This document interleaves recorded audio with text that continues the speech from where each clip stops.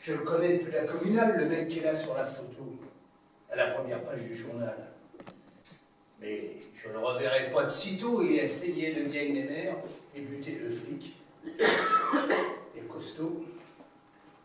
Bon, certainement sur un coup de colère, vu qu'il n'est pas méchant, Fredo.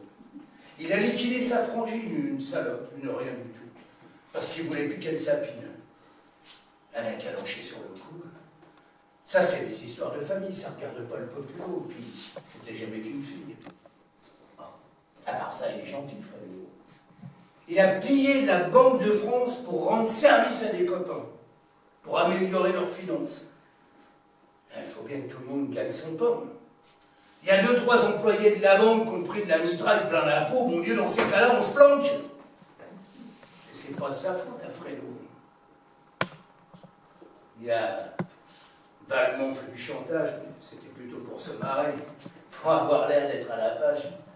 Et les mômes qu'il a chouragués, c'est des petits morveux de la haute qui bouffent du caviar au kilo, tout pour les uns, rien pour les autres. C'est pas juste, il disait Fredo. Il a fait le ramdam chez les Corses un jour où il avait picolé.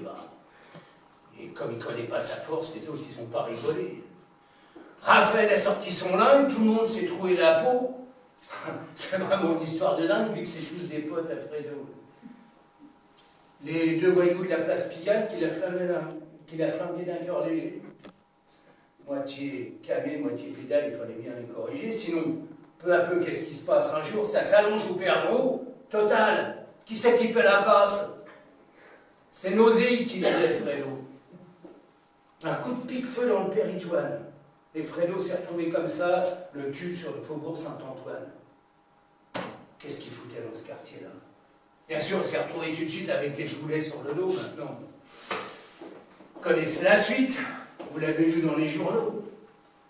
Un garçon qui avait tout pour faire. Impeccable mentalité, délicat, correct en affaires, bref, et avec des qualités. J'ai lu les journaux cette semaine. Et vache, ils y font pas de cadeaux. Il y a pourtant une chose qui est certaine, c'est qu'il n'était pas méchant, Fredo. Il était même gentil de nature. Du premier coup, ça se voyait pour ça, ça ne se pas sur sa figure. On ne peut pas lui reprocher ça. Quand on pense au gouvernement, de ces tarés qui règnent en France à grands coups de gueule d'enterrement, à côté de toutes ces riches natures qui nous égorgent à coups de grands mots, à côté de toutes ces pourritures, il n'était pas méchant, Fredo.